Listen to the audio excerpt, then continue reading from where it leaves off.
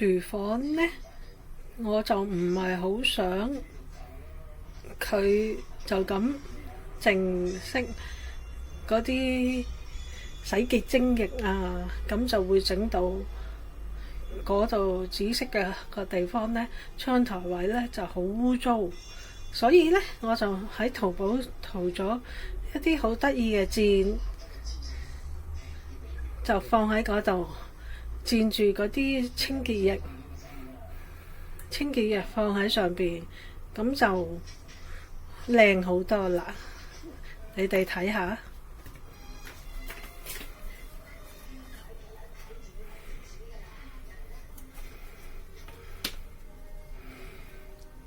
係好得意嘅蔬菜圖案啊！